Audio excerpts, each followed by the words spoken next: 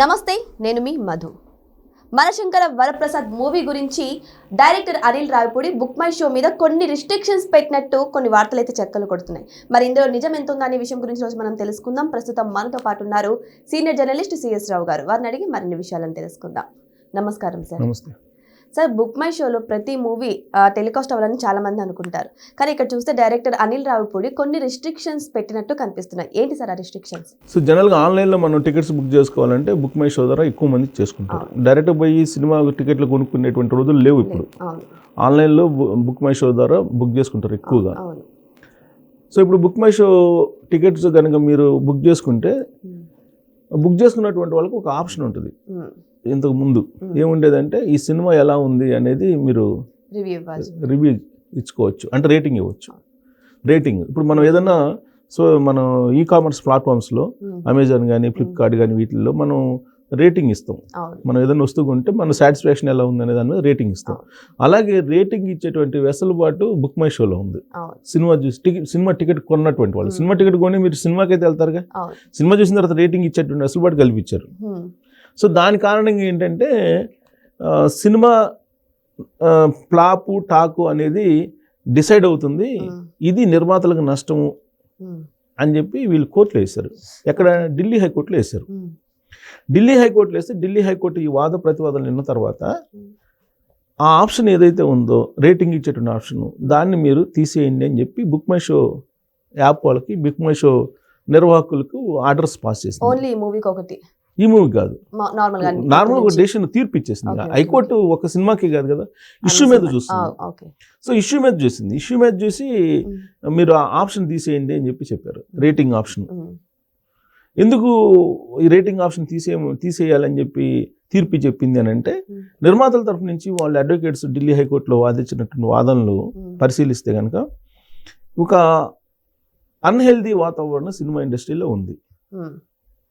ఇక్కడ మీకు ఆంధ్రప్రదేశ్లో కానీ, తెలంగాణలో కానీ, కర్ణాటకలో కానీ, లేదా తమిళనాడులో కానీ ఎక్కడైనా సరే ఉంది. కాకపోతే ఎక్కువ తక్కువలు. ఇప్పుడు ప్రత్యేకించి తెలుగు సినిమా హీరోల మధ్యనే ఇది ఎక్కువ ఉంది. టాలీవుడ్లో కోలీవుడ్లో తక్కువ ఉంది. అలాగే ఇక్కడ మనకి తమిళనాడులో తక్కువ ఉంటుంది.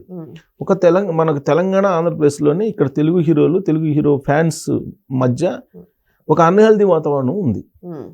ఈ అన్హెల్దీ వాతావరణం కారణంగా ఒక హీరో సినిమా రిలీజ్ సందర్భంగా మరొక హీరోకి సంబంధించినటువంటి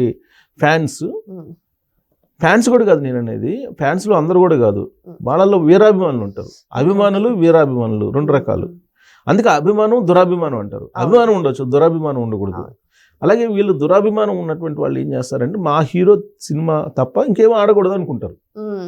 సో దానికి ఏం చేస్తారు వీళ్ళు, వాళ్ళకి గిట్టనటువంటి హీరోగా సినిమా రిలీజ్ అవుతున్నప్పుడు వీళ్ళు ఈ రేటింగ్ తగ్గించి ఇవ్వటం, దాంట్లో మ్యానిపులేషన్ చేయటం, రకరకాలుగా ఇవి చేస్తున్నారు. ఆ కారణంగా నిర్మాతలు నష్టపోతున్నారు. హీరోకి వచ్చే నష్టమే లేదు. ఇప్పుడు హీరో ఏంటి, రెమ్యునేషన్ తీసుకుంటాడు, నటిస్తాడు, వెళ్ళిపోతాడు. ఫైనల్గా వచ్చే నష్టం, లాభాలు ఎవరు భరాయించాలి? నిర్మాతలు భరాయించాలి. అందుకని నిర్మాతలు కోర్టుకు వెళ్ళారు, ఢిల్లీ హైకోర్టుకి వెళ్ళారు. ఢిల్లీ హైకోర్టుకి వెళ్ళి దీనివల్ల మాకు నష్టం జరుగుతుంది. అలాగే రేటింగ్స్, ఇప్పుడు వెబ్సైట్లో రేటింగ్ ఇస్తున్నారు, సినిమా ఇప్పుడు టీవీలో రేటింగ్ ఇస్తున్నారు, యూట్యూబ్లో రేటింగ్ ఇస్తున్నారు, ఇట్లా రకరకాలుగా రేటింగ్లు ఇస్తున్నారు. కానీ ఈ రేటింగ్ల మీద నియంత్రించలేరు ఎవరు. ఇప్పుడు నా ఒపీనియన్ ఉంది, నేను చెప్తాను. ఇది నేను ఏ కోర్టులో నియంత్రించలేదు. ఎందుకంటే సోషల్ మీడియాకు ఉండేటువంటి స్వేచ్ఛ అనేది డిఫరెంట్, దాన్ని నియంత్రించలేమని చెప్పి సుప్రీంకోర్టే చెప్పింది. సో కాబట్టి వాళ్ళు నియంత్రించగలిగింది ఏది, ఒక బుక్ మై షో రేటింగ్నే.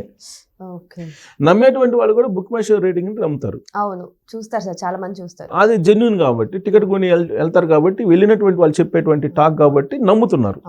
ఆ కారణంగా మాకు భారీ నష్టం వస్తుంది. ఈ యూట్యూబ్లు, లేదంటే ఫేస్బుక్లు, లేదంటే ఈ ట్విట్టర్లు, లేకపోతే ఈ వెబ్సైట్ల కారణంగా అందరికి తెలిసిపోయింది వీళ్ళు రేటింగ్లు ఎలా ఇస్తారనేది. వాళ్ళ యొక్క వ్యక్తిగత అభిప్రాయం కింద దాన్ని తీసుకోవాలి. కానీ ఓవరాల్గా రేటింగ్ పబ్లిక్ నుంచి వచ్చినటువంటి రేటింగ్ లాగా వాళ్ళని తీసుకోలేము మనం. కాబట్టి వాళ్ళ వల్ల పెద్ద ఎఫెక్ట్ కాదు. కానీ బట్ ఈ బుక్ మై షో రేటింగ్ వల్ల భారీగా నష్టం జరుగుతుంది మాకు. ఎందుకంటే నెంబర్ ఆఫ్ పీపుల్ ఇచ్చేటువంటిది అది జెన్యున్ రేటింగ్ కదా. అవును సార్ నిజమే. సో నెంబర్ ఆఫ్ పీపుల్ ఇచ్చే రేటింగ్ దాన్ని నమ్ముతున్నారు. దాని మీదనేమో అన్హెల్తీ కాంపిటీషన్ ఉన్న కారణంగా టాలీవుడ్లో నష్టపోతున్నాము అని చెప్పి వాళ్ళు వాదనలు చేస్తే దానికి ఉదాహరణ కూడా చెప్పారు. కొన్ని సినిమాలు first day second day flop talk వచ్చినాయి, తర్వాత ఆడినటువంటి సినిమాలు అనేక ఉన్నాయి. వీటన్నిటిని ప్రొజెక్ట్ చేశారు వాళ్ళు ప్రొడ్యూస్ చేశారు కోర్టులో. ప్రొడ్యూస్ చేసినప్పుడు కోర్టు కూడా నమ్మింది. కోర్టు నమ్మి బుక్ మై షోకి ఒక రిస్ట్రిక్షన్ పెట్టింది, మీరు టికెట్స్ అమ్ముకోండి ఆన్లైన్లో, కానీ రేటింగ్ ఆప్షన్ మొత్తం తీసేయండి అని చెప్పి. సో రేటింగ్ ఆప్షన్ తీసేశారు. మీరు కావాలంటే బుక్ మై షోకి వెళ్ళి మీరు అబ్జర్వ్ చేసుకోవచ్చు, రేటింగ్ ఆప్షన్ తీసేశారు. లైక్స్ కూడా ఉంటాయి కదా సార్, వ్యూషిప్ లైక్స్ కూడా ఉంటాయి. ఏం లేవు, అవన్నీ ఏం లేవు, మొత్తం తీసేస్తారు ఆప్షన్స్. ఓన్లీ టికెట్ కొనుక్కునే దానికే వెసులుబాటు. సో ఇది మనశంకర వరప్రసాద్ సాధించినటువంటి ఒక విజయంగా చెప్పుకోవచ్చు ఢిల్లీ హైకోర్టులో. విజయం అనాలా ఏమనాలి సార్, సామాన్య ప్రజలకి ఒక క్లారిటీ ఉండాలి కదా సార్ దీంట్లో కూడా. అంటే ఇప్పుడు వాళ్ళ యాంగిల్లో విజయమేగా. ఇప్పుడు సపోజ్ ఇప్పుడు ఆ సినిమా ప్రొడ్యూసర్స్ వెళ్ళారు అంటే ఆ సినిమా మీద నమ్మకం లేకపోయి వెళ్ళిరా అనేది ఒక టాక్ వస్తుంది. ఆటోమేటిక్ గా ఆ ఒపీనియన్ వస్తుంది. ఒకవేళ ఒపీనియన్ రాకపోయినా ప్రత్యర్థి హీరోల ఫ్యాన్స్ అదే తీస్తారు. ఏంటి మీరు వెళ్ళారు కదా కోర్టుకి వెళ్ళారు, మీరు బాలకృష్ణ తాండవానికి వెళ్ళలేదు, లేదా ప్రభాస్ సినిమా రాజాసాబ్కి వెళ్ళలేదు, గతంలో ఏ సినిమాలకు వెళ్ళలేదు, ఒక చిరంజీవి సినిమా మన శంకర్ వరప్రసాద్ సినిమాకి ఎందుకు వెళ్ళారు, మీరు రివ్యూని కప్పిపుచ్చడానికి వెళ్ళారా, రివ్యూని అంటే ఈ సినిమా బాగలేదు కాబట్టి వీళ్ళు ముందే కోర్టుకి వెళ్ళి కోర్టులో నుంచి ఇట్లాంటి ఆర్డర్స్ తీసుకొచ్చారు అని జనరల్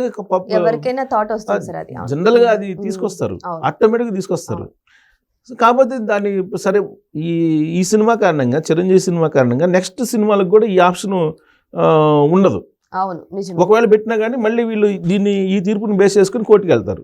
వాళ్ళకి పెట్టారు, వాళ్ళకి ఇచ్చారు, మాకు ఆప్షన్స్ ఇవ్వలేదు, ఏంటి తీసేసే ఆప్షన్స్ అనేది పెడతారు. ఇంకా బుక్ మై షో లాంటి వాటికి రిస్ట్రిక్షన్స్ పెట్టారు కాబట్టి దీన్ని బేస్ చేసుకుని రేపు రాబోయే రోజుల్లో మిగతా పోర్టల్స్, ఈ కామర్స్ పోర్టల్స్ ఉన్నాయి కదా, వాళ్ళు కూడా వెళ్ళే అవకాశం ఉంది. ఇప్పుడు మనం కార్లు కొంటాము, ఏ కారు బాగుంది అనేది మనం రేటింగ్ ఇస్తాము, అది కూడా తీసేసే అవకాశం ఉంది. ఒకసారి తీర్పు ఇచ్చిన తర్వాత దీన్ని బేస్ చేసుకుని మాకు దాన్ని తీసేసినప్పుడు దీనికి ఎందుకు తీసారని చెప్పి అడుగుతారు. సరే కోర్టులు కూడా డిఫరెంట్గా స్పందిస్తాయి అనుకోండి, అది వేరే విషయం. కాకపోతే ఇప్పుడు సినిమా రిలీజ్కి ముందే ఈ విధంగా తీసుకొచ్చుకున్నారంటే ఆ సినిమా మీద ఒక డౌట్, పెద్ద క్వశ్చన్ మార్క్. ఇది కొంతమంది చిరంజీవిని వ్యతిరేకించేటువంటి వాళ్ళు.